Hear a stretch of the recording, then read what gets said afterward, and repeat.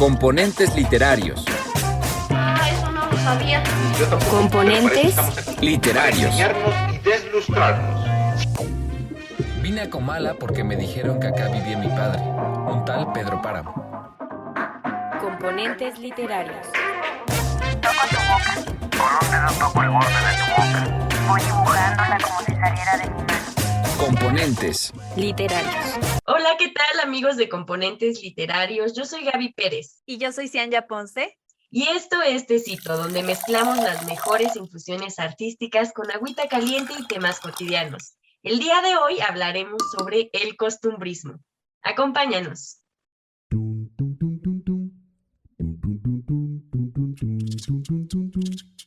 Gramática es el arte o la ciencia, pues en esto no nos hemos puesto de acuerdo, que nos enseña a leer y a escribir correctamente el idioma castellano.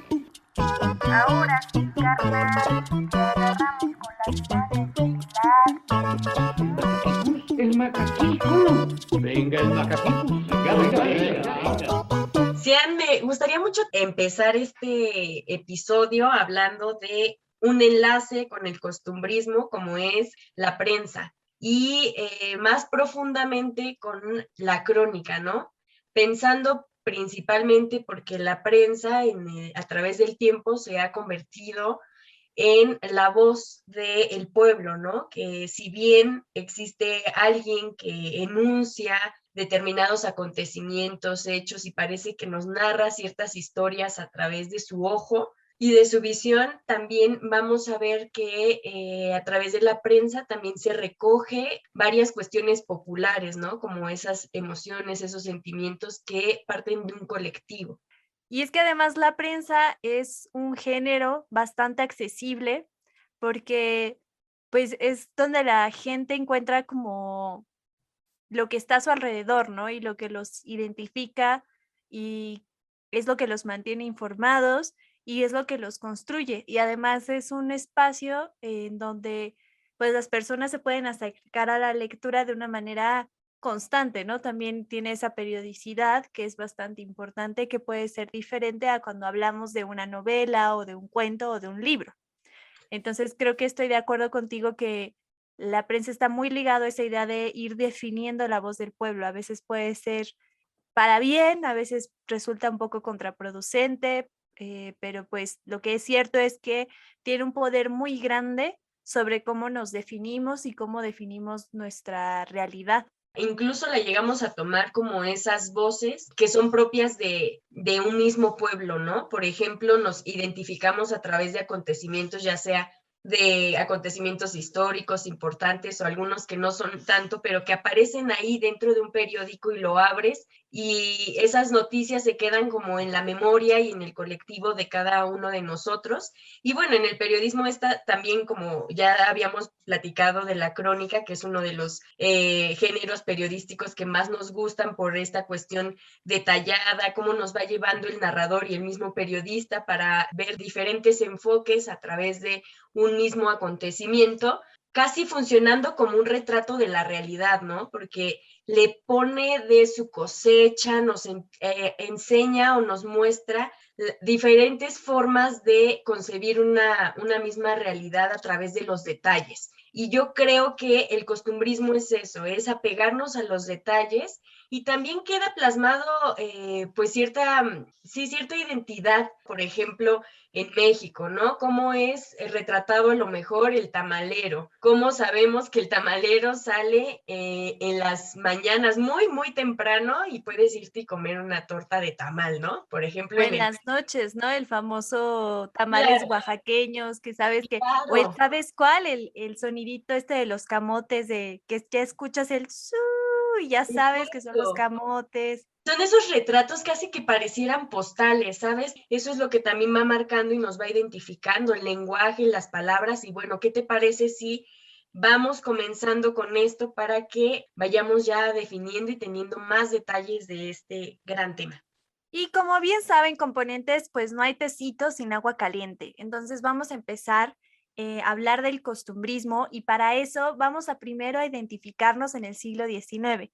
época post-colonia, post-independencia y momento en que las naciones latinoamericanas y obviamente México estaba buscando construir una identidad después de esos siglos de colonia. El siglo XIX es reconocido como el siglo también de la prensa escrita, que fue el medio por el cual el costumbrismo tuvo mucho más difusión, sobre todo, y que además el periodismo fue derivándose en subgéneros y entre ellos se encontraba la revista cultural. Quiere decir que trataba no solamente temas o sea, no tenía esta idea de temas de noticiario ni nada de eso, sino justamente una publicación que fuera dirigida a las artes, a la literatura y como vamos a ver más adelante, no solamente a la literatura, sino otras expresiones artísticas en las que estuvo el costumbrismo. Y pues las publicaciones de estas eran de carácter político, pero eran un poco más relajados a lo que era la prensa noticiaria, ¿no? Y iba destinado a todo el público, ¿no? Entonces también tenían esta cuestión de accesibilidad y estaban muy relacionados, según los escritores, los investigadores, Almudena y Arias, fue la popularización de la literatura del siglo XIX.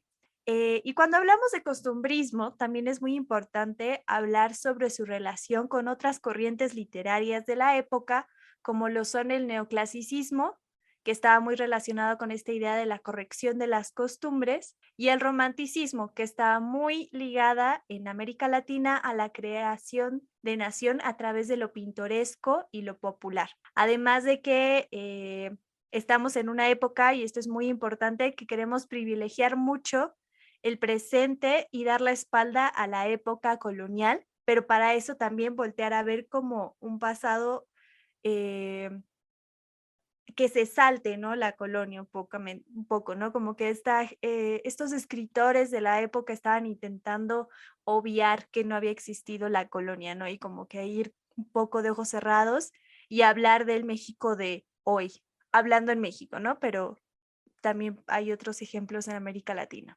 Así es, Ian, y también es como mostrar esta parte de idealización o proceso de idealización del mexicano, de las costumbres, y que en sí mismo en el día a día encontremos que cada una de las actividades que se hacían en determinado tiempo y que se popularizaban también, tuvieran como ese enfoque de la importancia que merecían y que además, como bien lo dices, esta manera de como eliminar un poco o borrar la parte de la colonia, pues generaba también justamente que la mirada cambiara un poco y que se integrara este sentimiento nacionalista y patriótico alrededor de las diferentes costumbres y cuestiones que nos rodeaban como mexicanos. Y bueno, también cabe decir que el costumbrismo entonces resultó como esta arma perfecta para transmitir la identidad de México, que claro que necesitaba con tanta urgencia.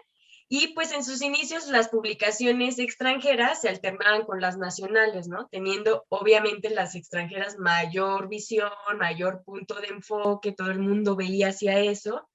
Y después, hasta una segunda etapa fue que generó ahora sí ver del lado ya más romántico, idealizado, todo esto que impregnaba a las páginas y a los artículos expuestos a través de lo nacional, identificarlo como este proceso de fortalecimiento de lo mexicano, ¿no? En este caso, hablando desde este punto, porque vamos a ver que existe el costumbrismo en muchas partes de América Latina, con muchos escritores, pintores, pero ahora manteniéndonos del lado de México, pues es como se van dividiendo estas etapas dentro del costumbrismo. Entonces, como que esta segunda etapa ya es muy importante que cuando hablamos de costumbrismo, hablamos de dos tipos, ¿no? De expresiones que tuvieron mucha fuerza. Por un lado, estamos hablando del cuadro de costumbres, que son justamente estas imágenes que nos comentas y que hacías como, pues que le hacías referencia al inicio a algo que podemos equipararlo con lo que sentimos cuando pensamos en las imágenes y en los sonidos. En la época hacían algo parecido, ¿no? Creaban retratos visuales de una escena típica Y estas escenas normalmente estaban relacionadas con imágenes pintorescas y típicas que pudieran relacionarse mucho con la identidad mexicana. Entonces eran personajes tipificados, ¿no? Que ya alguna vez hablamos aquí en Tecito sobre las imágenes, los personajes tipificados, que son estas personas que cumplen ciertas categorías, ciertas características específicas por ser el tamalero o ser la vendedora o de la de periódicos. El cantante también, ¿no? Como que dependiendo del género de música popular, también tenían como que su manera específica de cómo era el mexicano, ¿no? Dependiendo del oficio que representaba. Exacto, eran personajes emblemáticos, ¿no? Y eran personas que se dedicaban a una función bien específica y tenían una indumentaria específica. ¿Sabes a qué me recuerda un poco? A la lotería, ¿no? O sea, todo el mundo conocemos aquí estas cartas de lotería, que es como El el borracho, ranchero, el borracho, la dama, el Catrín. exacto. Y son Ujú. personajes emblemáticos que tienen todo ese origen, o sea, si uno empieza a analizar, vienen mucho de esta idea de los cuadros de costumbres. Y esos cuadros Claro. de costumbres siempre iban acompañados de un artículo de costumbres, ¿no? Que justamente por un lado veíamos la imagen y por el otro veíamos un texto que explicaba qué era lo que estaba pasando y que es este texto el que se acerca mucho a la crónica que conocemos y de la que hablamos hoy, y que era este texto que nos relataba la realidad nacional, muchas veces con un tono humorístico y satírico, justo para que fuera accesible a quien lo leyera, ¿no? No era aquí un ensayo exagerado sobre la tesis de qué es el mexicano, la idea era entretener. No, y que también, sean a partir de esto se generaba identidad también, ¿no? Era lo Sí, que total. buscaba y además cabe destacar que también venían acompañadas de una litografía, ¿no? Que eran justo estos cuadros que exponía pues estas imágenes importantes que representaban al país y fue todavía muchísimo más aceptado el carácter literario del costumbrismo, ¿no? Precisamente gracias a esta identificación y al verse dentro a partir de los textos o de los cuadros, ¿no? Que no era tan alejado, pero aparte sí, amañadamente existía nuevamente esta idealización, ¿no? De ver al pueblo todavía colocarle énfasis en cosas que a lo mejor normalmente no eran tan perceptibles o tan visibilizadas y en ese momento las hacían más puntuales para que tuvieran esa relevancia. Sí, ¿no? Y pues es que va muy unido esta idea de representar personajes emblemáticos, ¿no? Y construir personajes, ¿no? Porque no era hablar de personas, era hablar como de toda una categoría que todo el que se dedicaba a cierto oficio entraba dentro de ella. Y no solamente una cuestión de oficio, sino también muy ligado a una relación con la raza, ¿no? Y construcción de la raza. Y el costumbrismo es uno de los géneros que más se leía en el mundo hispánico después de las independencias y demás, y la colonia, porque justamente era como esa relación donde podías como encontrar la interpretación, o era el género que se dedicaba a interpretar a la raza latinoamericana y que corresponde a la realidad que estaban viviendo en esa época, ¿no? O que están intentando entender cuál es la nueva realidad ya después en el caso de México, de un México independiente. Y fíjate, Cian, que hay una parte también muy importante y que representa también esta postura del mexicano, porque si bien no solo nos configuramos a partir de imágenes, en este caso cuando se retrataba o se llevaba a la pintura o también en el caso de los textos, también existía la manera el lenguaje que se utilizaba y cómo se retomaba, ¿no? Si bien la literatura también ayuda mucho a traer el lenguaje natural y que pertenece a determinadas épocas, a determinados momentos y estatus económicos, dependiendo del personaje al cual están caracterizando, representando, creo que aquí también había un momento muy importante que seguramente se retoma dentro de las crónicas, es amenizar a través de un lenguaje más popular y que los demás les resulte también entretenido, ¿no? Por ejemplo, cuando se toma esta cuestión de la sátira o la crítica social o con estas cuestiones de lo político, social, cómo van representando a cada uno de estos tipos y representaciones justo de estas características de los personajes que vamos a tener dentro de este plano. Y también estas escenas que a veces se volvían justo con este vocabulario que tiene este sazón mexicano, ¿no? Como pues un poco colorido, que dependían mucho de esta popularización, ¿no? No es lo mismo encontrar, por ejemplo, porque aparte que necesitaban que el pueblo tuviera ese afianzamiento, entonces, ¿qué es lo que buscan? Retomar cómo habla el pueblo, ¿no? Para que ellos mismos se sintieran identificados y pudieran decir, es que estoy ahí también, ¿no? Me pertenece. Y ya un poquito adelantándome ahora a las incursiones artísticas, estas no es en vano que el nombre de las revistas en donde salían estos textos están muy relacionadas a como creación de imagen, ¿no? Entonces se me ocurren ahora a la cabeza una de las revistas más famosas que se llama El Museo Mexicano. Y lo pienso un poco porque justamente lo que hizo el costumbrismo fue crear cuál era, ¿no? Como que poder que el mexicano viera cuál era la interpretación del México de ese entonces, ¿no? Y estábamos comentando un poco cuando estábamos realizando la investigación para este tecito, que es muy curioso porque muchas de las imágenes que tenemos sobre el México hoy tienen una base a través del costumbrismo, ¿no? Obviamente se han ido modificando. Obviamente después de la revolución tuvimos todo otro concepto de qué era el mexicano y pues también el costumbrismo fue la base de otras corrientes muy importantes que después llegaron no solamente en América Latina, pero internacionalmente, pero que tuvo mucha influencia en el realismo y en el naturalismo, que justamente está ligado a esto, ¿no? Como a presentar lo mejor posible que se podía a la realidad, que no deja de ser una interpretación humana, que pues justamente tenemos como toda esta serie de ideas de cuál es como el cuadro mexicano, pero es muy importante que entendamos que es un cuadro, que es un museo, que es una interpretación y que no es como esta es la realidad que existía en el siglo XIX y ya, ¿no? Es así como era una de las interpretaciones de lo que era el México en el siglo XIX. Es un enfoque, así como las crónicas, ¿no? La crónica puedes estar en cualquier punto. Es como un ejemplo que si estás en una huelga y a lo mejor hay varios periodistas repartidos dentro de esa huelga, cada uno va a captar momentos e instantes diferentes, justo como en el periodismo, cuando sacas fotografías de momentos distintos, ¿no? En una misma huelga.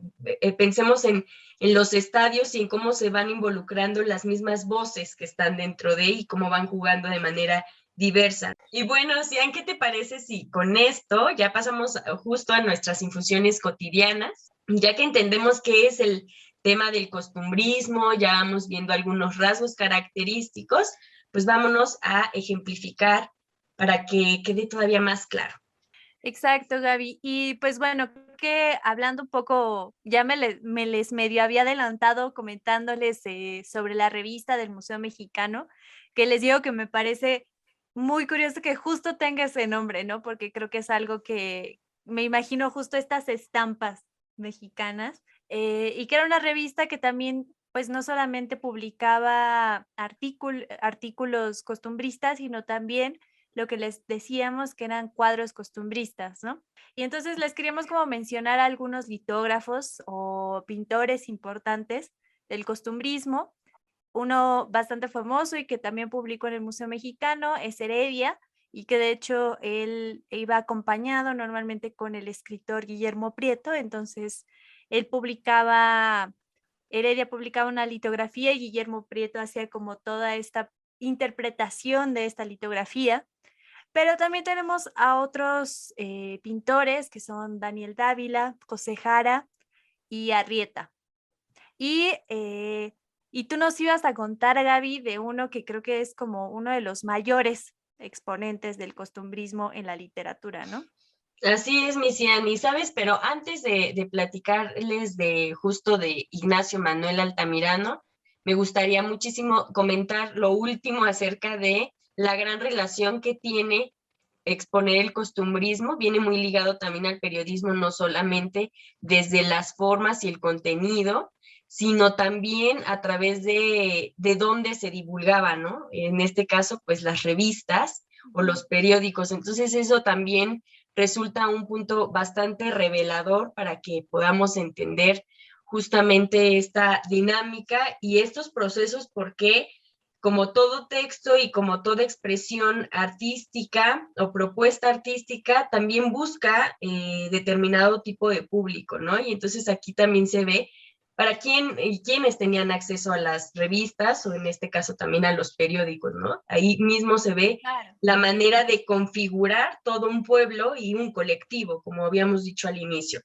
Y bueno, Ignacio Manuel Altamirano, en su texto es un artículo, más bien dicho, llamado Recuerdos de la Semana, genera una historia y van a ver qué tan apegado puede verse para una crónica o en este caso también en una instancia de el mismo costumbrismo. Este texto fue publicado en 1868 en la revista La Vida en México, en el que narraba su visita al Panteón de Santa Paula. Y bueno, Cian, ¿qué te parece si nos lees un cachito, un fragmento de este texto? Claro, Gaby. Ahí les va un fragmento de Recuerdos de la Semana de Ignacio Manuel Altamirano. Allí, profundamente conmovidos, como estábamos, se nos oprimió todavía más el corazón al ver que junto a algunas cruces de madera clavadas en el suelo, ardía no un gigantesco cirio adornado con ricos crespones, sino una vela delgada y pobre, que había llevado allí un doliente solitario y silencioso. Una viuda tal vez, una madre o un anciano, vestidos miserablemente y que oraban y lloraban sin curarse de las concurrencias que circulaba a lo lejos de aquel apartado y desdeñado lugar. Casi todas aquellas sepulturas tenían siquiera una flor humilde, siquiera una bujía, siquiera un doliente. Y bueno, creo que ejemplifica mucho lo que comentábamos, ¿no? Y que me parece muy curioso, muy interesante justo lo que comentabas hace poco. Estas revistas culturales, obviamente, por más accesibles que fueran, seguían dirigidas a un colectivo todavía que pues tenía el dinero, ¿no? Para gastar en revistas culturales, tenían el tiempo, ¿no? De leer, Sí. en una época en la que pues, época posguerra. El analfabetismo estaba en su máximo esplendor, también cabe mencionar esto. Entonces, dentro de esta situación a mí me encanta ver que las corrientes literarias que marcan épocas y historicidades también generan estos planteamientos y estos análisis de ver cómo sigue la función de la literatura y que traemos también aquí nosotros en componentes literarios este tipo de temas para que empecemos a frenar un poquito y analicemos qué es lo que ocurre justo con la manera de llevar a cabo las diferentes propuestas artísticas y en función de quiénes están y a quiénes les pueden llegar, ¿no? Que al final de cuentas, muchas veces el arte se ha mantenido así, pero por las circunstancias también de una nación. Y pues generan también ver a un México que también tenía pues ciertas dificultades, ¿no? Como habíamos dicho, el analfabetismo o las cuestiones económicas no eran las óptimas, como mucho tiempo seguimos así, pero justamente cómo es que funciona el arte y para quién se dirige y cómo se configura a través de estas corrientes. Y bueno, componentes, este fue el último sorbo de este tecito. Espero que les haya interesado y llamado la atención y les haya movido alguna espinita para ir a buscar estos artículos y estas litografías. Si se dan una vuelta por internet van a encontrar seguramente muchas de estas revistas así escaneadas y creo que vale mucho la pena verlas así porque es una cosa muy interesante ver cómo me llama mucho la atención justamente ver esos periódicos antiguos, ¿no? Porque uno se los imagina, uno siente que como, ay, los están dando en la calle y demás. Y nos encantaría que nos cuenten lo que opinan sobre el costumbrismo, qué es lo que saben sobre el costumbrismo o si ya habían oído hablar de él. en los comentarios y que nos contactaran por medio de nuestras redes sociales. Recuerden que pueden encontrarnos en Facebook, Instagram y TikTok como Componentes Literarios y que todos los martes tenemos un live en Instagram en donde leemos los textos que ustedes nos recomiendan o que votan en nuestras encuestas. Gracias por acompañarnos y no olviden que el próximo domingo volvemos con un invitado especial. Y esto fue Componentes Literarios.